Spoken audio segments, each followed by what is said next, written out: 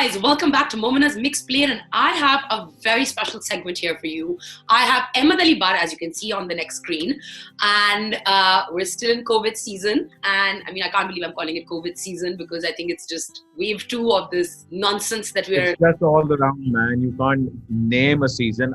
पूरा साल गया है उन season.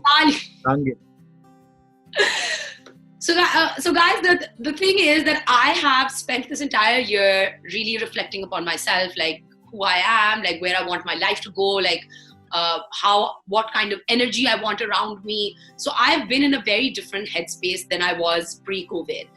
And I thought that I would like get Ahmed on board and talk to him. I'm Ahmed, look into the screen. So we're going to be talking, stay tuned till the end of the video because we're going to be talking about like life, not life altering, but perspective altering incidents in Ahmed's life. His entire dilemma and persona changing between the king of comedy and his real personality, which is not actually funny. And he's a very serious guy. And he wants you to know he's a very serious guy. Yes, you are. Why he walked away from Maula Jatt, everything that went down in Jhooti, and his new upcoming project, which is a Punjabi film based in the UK that he just shot. So we're going to talk about all of that. So stay tuned till the end of the video and you'll get to know all of this like really interesting information about Ahmed Ali Bhatt. So, hello Ahmed. Hey, hi, अस्सलाम वालेकुम. कैसी हैं आप? वालेकुम जी, क्या हाल है आपके? मैं बिल्कुल ठीक. आप बड़ी प्यारी लग रही हैं, माशाल्लाह. Thank you. मुझे लगता है मैं बहुत ही अंडर ड्रेस हूँ बिकॉज मुझे कहा था कि अच्छा जूम इंटरव्यू. मैंने कहा हाँ, नॉर्मली जूम इंटरव्यू सब सारे अपने घर से बैठ के अपने पीजेस में कर रहे हैं, बट तो मैं यहाँ से तैयार हूँ, नीचे मैंने पजामे पहने हुए अपने. मैंने भी. You have the title of the king of comedy for Pakistan. When it comes to comedy, people turn to you. And I think that when it comes to like even character typing or stereotyping roles, you are always cast in a very comedic role. But as a person, and you've said this not to me, but in many places that you're not a very funny person in real life. You're very like, very serious. You like to be in a very controlled देखें, मतलब obviously बात है life में एक वक्त आता है जब आप हर चीज को बहुत ही लाइटली लेते हैं और आप हर चीज को चलो जी.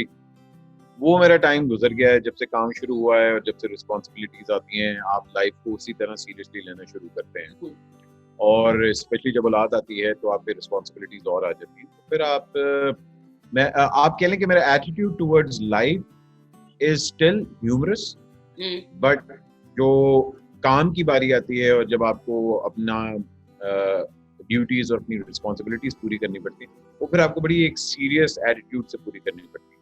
सो मैं ये जरूर करता हूँ कि मैं अपनी कॉमेडी को बहुत सीरियसली लेता हूँ और मैं अपने काम को भी बहुत सीरियसली लेता हूँ. फातिमा नोज और मुझे अक्सर कहती है कि अगर लोग तुम्हें इस तरह देखें तो वो वाकई तुमसे डर जाए बिकॉज तुम अपने काम को बहुत ही ज्यादा सीरियसली लेते हो और काम को हमेशा पहले रखते हो. तो यस, मैं कहूँगा कि मतलब जो लोग मुझे पर्सनली जानते हैं वो जानते हैं कि मैं अपने काम को इतना सीरियसली लेता हूँ. So my professional life is very serious as compare to my कह लें कि होम लाइफ. अच्छा, so tell me a little bit about your home life. कि like घर का पर्सोना और बाहर के पर्सोना में क्या ऐसी 2-3 चीजें डिफरेंट हैं जो इमीडिएटली एज एन एक्टर मैं हमेशा बिहेवियर को स्टडी करता हूँ और मुझे ये लगता है कि हर बंदे के अंदर मल्टीपल पर्सनालिटीज होती हैं. हम सब में होती हैं बिकॉज जो हम अपने माँ बाप के सामने होते हैं वो हम अपने दोस्तों के सामने मतलब नहीं होते. और जो हम पर्सनली अकेले टाइम में होते हैं मतलब वी हैव डिफरेंट शेड्स और हर बंदे का एक उसको रियलाइज करने का अपना एक प्रोसेस होता है. एक्टर्स कह लो कि बेशर्म होते हैं बिकॉज हमारा फिल्टर खत्म हो गया होता है. So we know how to channel it मतलब publicly also we know how to channel it when we are alone as well. So वो जो शिफ्ट होता है जब आप बाहर निकलते हैं तो आपको एक ऑटोमेटिकली पता लगता है कि अच्छा यार अब मैं लाइमलाइट में हूँ, अब मैंने लोगों के सामने सर्टेन नॉर्म्स के साथ बिहेव करना है और लोग आपको फिर they look up to you also. So you can't just be loosey goosey मतलब always. So yes, you need to be aware of these things because ये चीज़ें आपके सामने भी आती हैं, लोग ये चीज़ें नोट भी करते हैं. स्पेशली अब हम एक बड़े ही डिजिटल वायरल एज में रह रहे हैं जहां आपने करने से पहले बात भी की है, यूं आपका मुंह बन गया और एकदम आता है oh Ahmad Ali but intoxicated, यूं करके. But people can make anything out of it. Actors को लोग बहुत अंडर एस्टिमेट करते हैं because we don't have regular hours of working also. और एक्टर बाहर भी होता है तो आपने उसके साथ मतलब फोटो खिंचवानी है, आपने हंसना है, तो you can not have that personal moment जो आप बाहर. Let's suppose me and my wife are having a nice dinner. So लोग फिर भी आपको नोट कर रहे होंगे, तो एक at the back of the mind आपको पता लग रहा है कि अच्छा यार ये बंदा मेरे बारे में बात कर रहा है, या इस बंदे ने मेरे से फोटो खिंचवानी है, या ये बंदा ये चीजें नोट कर रहा है. So you're never off, you're always on. So लोग ये चीज रियलाइज नहीं करते.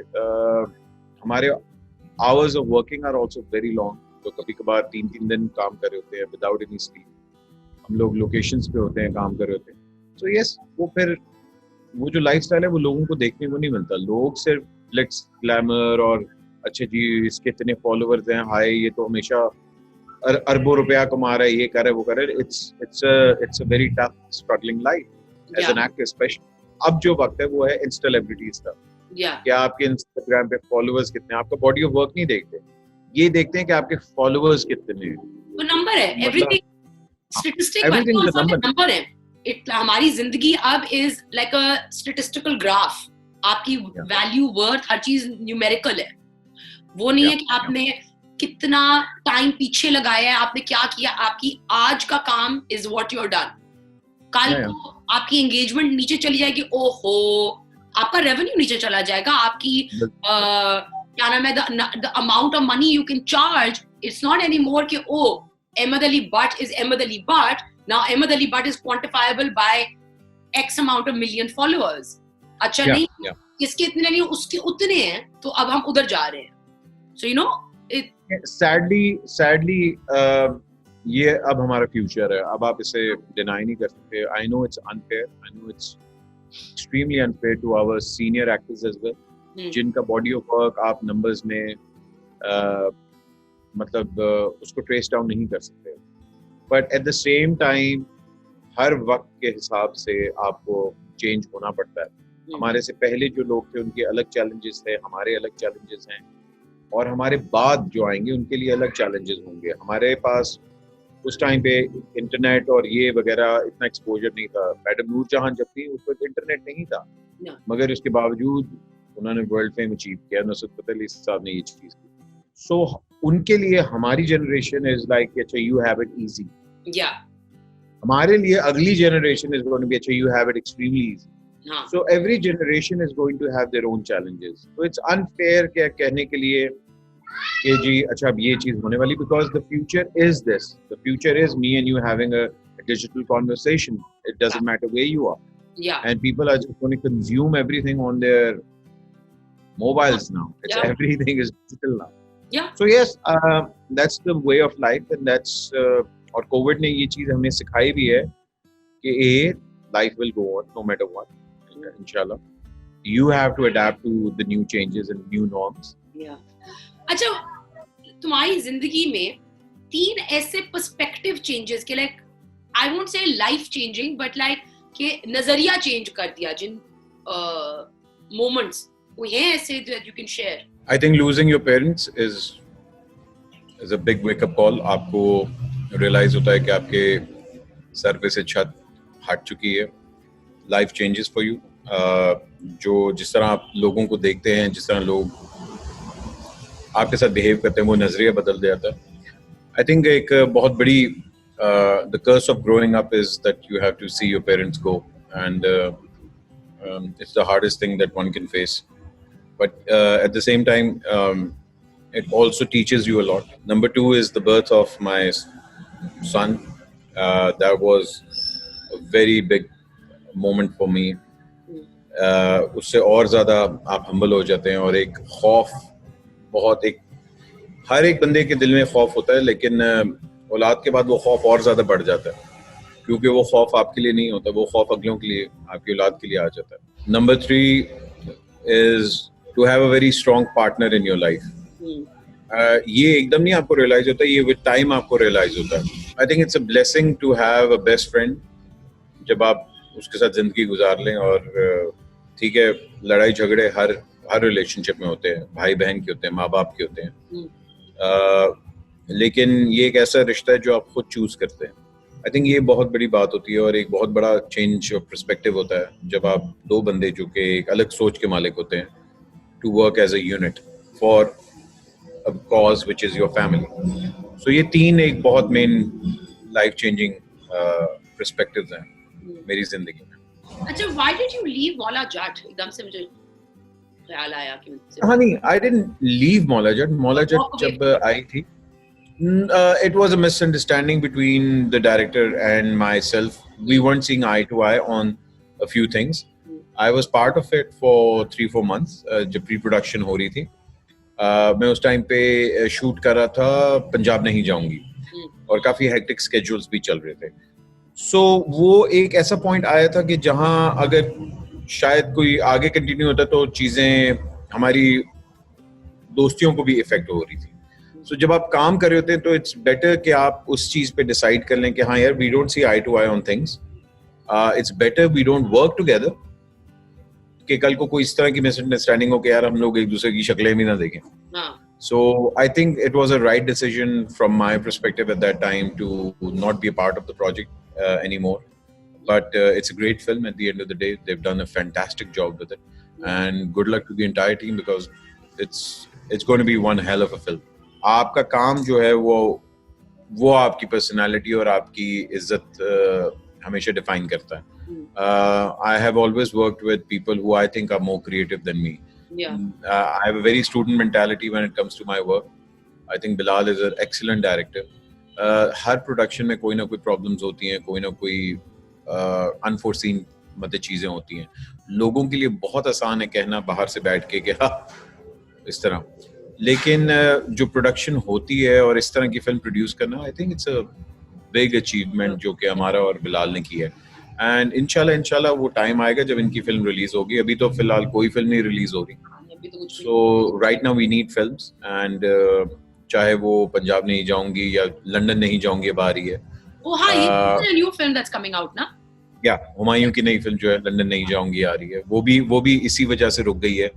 There are more than 20, I think almost 20 films जो कि almost complete हैं और हमारे पास cinemas नहीं है।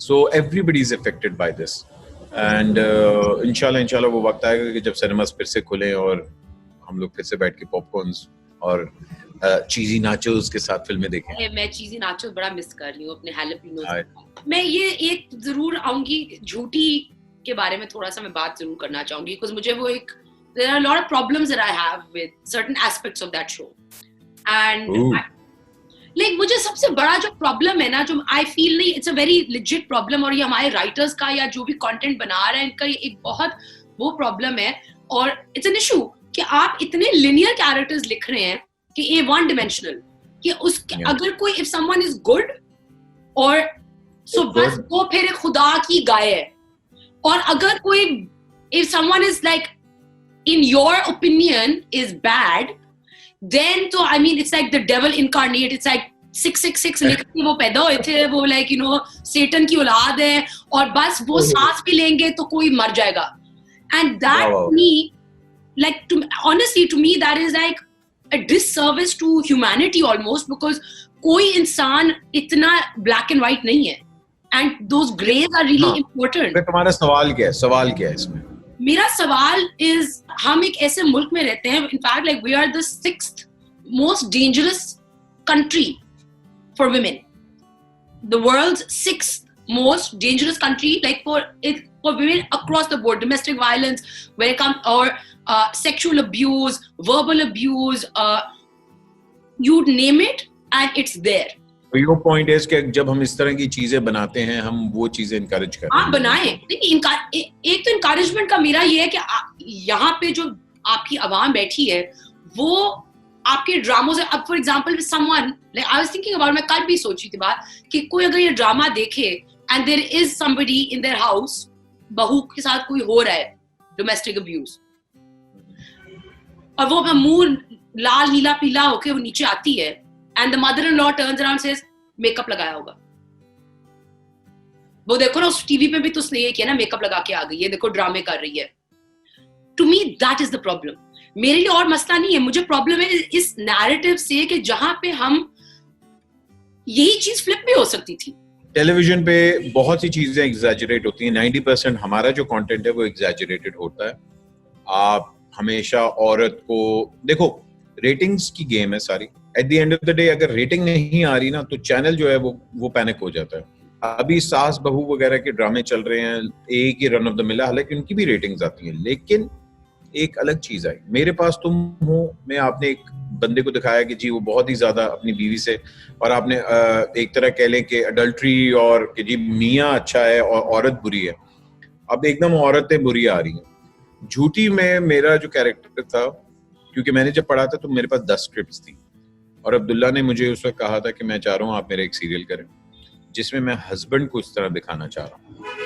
मुझे वो कॉन्सेप्ट बहुत अच्छा लगा था, बिकॉज मैंने उससे पहले इस तरह वाला हस्बैंड नहीं देखा था कि एक तो कि जी ही इज नॉट कह लें आपका वो जो एक आपके टिपिकल ड्रामा हीरोज होते हैं, फिट स्मार्ट वगैरह. उसने कहा कि मैं एक एवरेज दिखाना चाह रहा हूँ बंदा जो कि थोड़ा सा ओवरवेट भी है, इतना अमीर नहीं है, उसको एक लड़की से प्यार हुआ जो कि उससे छोटी है, नजर भी आती है, और ये वो दिस एंड दैट, और उनका जो रिलेशनशिप और वो किस तरह एक कंपल्सिव लायर के साथ अपनी जिंदगी गुजारता है, और 10 से 12 एपिसोड में आपका काम है. मुझे ये कॉन्सेप्ट बहुत अच्छा लगा था, बिकॉज मेरे लिए कॉन्सेप्ट डिफरेंट था. हाँ, स्टोरी में लूप होल्स है, हाँ स्टोरी में एग्जैजरेशंस हैं, हाँ उसमें बहुत सी चीजें होती हैं कि यार ये क्या है, लेकिन जहां उसके प्लसेस हैं वहां उसके नेगेटिव्स भी हैं. झूठी के अंदर इकरा की परफॉर्मेंस वाज फिनोमिनल. बहुत जगह पीपल एक्चुअली हेटेड हर कि ये मतलब लिटरली अगर मुझे मॉल में मैं खड़ा हूं और मुझे एक औरत आके कहती हाय एड्डा बुरा तेरे नाल होया, तो मतलब मैं लंदन में था और मुझे एक बंदा आके कहना पाजी तुसी ते रन मुरीद ही हो गए, तो मैं मतलब ये रिएक्शन होता है लोगों का, क्योंकि हमारे ड्रामास की इतनी ज्यादा पुल है, इतनी ज्यादा फॉलोइंग है कि एग्जैक्टली द पॉइंट ही है. हाँ, कि पीपल एक्चुअली एंगेज. कि जब इकरा ने कैरेक्टर किया तो लोग नफरत कर रहे थे, जब आयजा ने वो कैरेक्टर किया तो लोग लिटरली उसको हेट टेक्स्ट कर रहे थे कि हाउ कैन यू डू, मतलब तो पीपल टेक इट लिटरली. जब आप इतना एंटरटेनमेंट को ले रहे होते हैं और जब आप वो फर्क करना बंद कर देते हैं, देन ऑब्वियस सी बात है ये प्रोड्यूसर्स की भी रिस्पॉन्सिबिलिटी है, ये चैनल्स वालों की भी रिस्पॉन्सिबिलिटी है, कंटेंट क्या है. मैं तुमसे 100% एग्री करता हूँ, लेकिन at the end of the day मैं इससे भी एग्री कर रहा हूँ कि जब आप इस ऐसे माशरे में रह रहे हैं, ऐसे टाइम्स में रह रहे हैं कि जब अगर आप कोई चीज डिफरेंट नहीं करेंगे या आप कोई चीज नहीं करेंगे तो लोग एकदम आपकी तरफ देखेंगे नहीं. तो ये चैनल्स को करना पड़ता है in order to survive, in order to compete, in order to come up with. I know it's a wrong practice, मैं तुम्हारे साथ 100% एग्री करता हूँ, इसको बेहतर भी किया जा सकता है, लेकिन this is the part of the circus that you are in. अगर एक बंदा शेर के मुंह में सर डाल रहा है तो दूसरी जगह कोई बंदा कहता जगल भी कर रहा है. Every kind of entertainment is going to be there. You cannot filter it out anymore. What you can do is you can personalize it according to your need. Why do you think streaming is the future? It's personalized entertainment according to your need. तो eventually हमारे ड्रामे जितने भी हैं वो सब दुनिया जो है वो इंटरनेट पे देख रही है, वो यूट्यूब पे देख रही है. आहिस्ता आहिस्ता टेलीविजन वैसे ही खत्म हो रहा है. अगले 5 साल में television is going to be tailor made for you. वो अभी से होना शुरू हो गया ऑलरेडी है. बिल्कुल, आपकी जो आफ्टरनून क्लास है उसके लिए तो ऑलरेडी है, क्योंकि आप नेटफ्लिक्स देख रहे हो. आप झूठी का इशू बहुत अच्छा था कि कंपल्सिव लायर का एक इशू था, और वो किस तरह एक झूठ जो है वो सबको तबाह करता है और वो सब कुछ एक औरत किस एक्सट्रीम तक जाती है. हाँ, उसमें लूपहोल्स थे, उसमें एग्जैजरेशंस. ज्यादा प्रॉब्लम है लिनियर राइटिंग से कि अगर लाइक यू नो कॉम्प्लेक्सिटी नहीं है. एक इंसान आपका कैरेक्टर है उसमें कोई कॉम्प्लेक्सिटी नहीं है. वो एक ही एपिसोड 1 से लेके एपिसोड 20th तक वो एक ही किस्म की वो यू गेट इट. मैं एग्री 100% एग्री करता हूं, बिकॉज मैं देखो हमारे पास बहुत अच्छे राइटर्स भी हैं, लेकिन हमारे पास ग्रेट राइटर्स कम है. हमारे पास स्पेशली मैं राइटर्स को भी इसलिए ब्लेम नहीं करता बिकॉज हर राइटर जो है उसने 3 महीने के अंदर 3 ड्रामे डिलीवर करने हैं, ठीक है ना. अब वो कितना आप क्रिएटिव हो जाएंगे. एक डायरेक्टर ने 30 दिन में ड्रामा खत्म करके ऑन एयर करके उस बेचारे ने अगले ड्रामे पे जाना है, उसके पास कितना टाइम होगा अपने होमवर्क के लिए? एक एक्टर इस सेट से उठ के दूसरे सेट पे जा रहे हैं, उसके पास कितना टाइम है प्रिपेयर करने के लिए मेंटली अपने आप को कि अच्छा अब मैं नासिर नहीं, अब मैं बाबर हूं। तो ये हमारी अब इंडस्ट्री जो है वो इतने पेस पे चल रही है और हमारे पास लोग बहुत कम हैं कि they are not trained. Entertainment like fast fashion आया तो हर किसी ने like it's like now it's called fast entertainment, इधर गए खत्म, इधर खत्म हुए। एग्जैक्टली अब आपके पास वो है कि यार मैंने जल्दी से जल्दी मैकडॉनल्ड्स बनाना है, तो मैकडॉनल्ड्स अगर आप बात करें या अगर आप फास्ट फूड की बात करें तो फिर आप क्वालिटी की बात ना करें, फिर then you are just feeding them कि हाँ भाई ये लो ये लो ये लो ये लो। जब आप क्वालिटी की बात करेंगे there are very few people जो कि साल में एक ड्रामा बनाएंगे, जो कि क्वालिटी का काम करेंगे, जो कि स्क्रिप्ट पे काम करेंगे, कैरेक्टर डिवीजन करेंगे, बैक स्टोरीज पे काम करेंगे, लुक्स पे काम करेंगे। देयरफॉर फिल्म के अंदर अभी भी हमारे पास मार्जिन है, बिकॉज फिल्म के अंदर हम ये चीजें करते हैं। फिल्म के अंदर हम लोग ये प्रोडक्शन के अंदर और हमारे पास होमवर्क टाइम होता है, लेकिन ड्रामाज में हमारे पास होमवर्क टाइम नहीं है।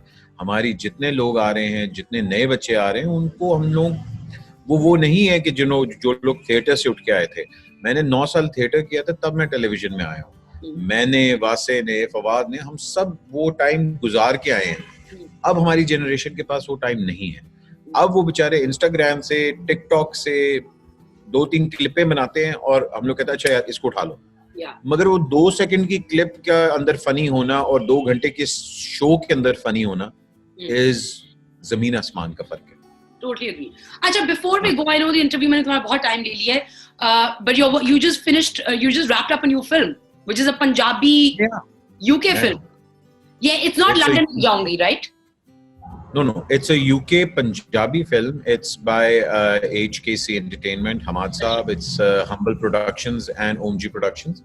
ठीक है. And it's a great venture जो हमारे Sikh community है, हमारे Punjabi brothers हैं. It's a joint collaboration and it's Neeru Bajwa, it's Gippy Girewal, it's Anu Kapoor Sahab, it's a lot of people. So it's a big cast. It's कहते हैं विकी साहब भी अंदर है. So मुझे जब ये फिल्म ऑफर हुई थी तो मुझे ये बहुत एक मेरी फख्र की बात थी to work with international cinema. And it's a big Punjabi cinema is a huge cinema. It's huge. तो उनके साथ काम करके आपको पता लगता है कि यार कि कितना बड़ा इन लोगों का सिनेमा है और हमारी सिमिलैरिटीज बहुत ज्यादा. पंजाबी वैसे humour, they are really in love with our humor. We love their songs, we love their humor, and it was a great experience. I was there for almost a month. And the whole production and everything was fantastic. I had a wonderful time working. And what's your character like? I hear that it's a very different role that you're playing there, and it's not. It's me and it's a second lead. Gippy Girewal and my character are going head to head with each other. I can't say much about the story right now. Okay. Of course. But in time, but it's a comedy. It's a family comedy with amazing music, and it's shot entirely in London. But I wish you all the best. Thank you so much for taking out so much time and energy, and you know. It's always a pleasure to be on your show. And this was a different show, and I'm actually surprised that a lot of personal and hard-hitting questions, but yeah, I had fun. I'm glad that you did. And I hope you guys enjoyed the segment. Please don't forget to subscribe to the channel, hit the notification bell so you can be part of the Moment as Mixed Plate family. And I'll see you next time. Take care.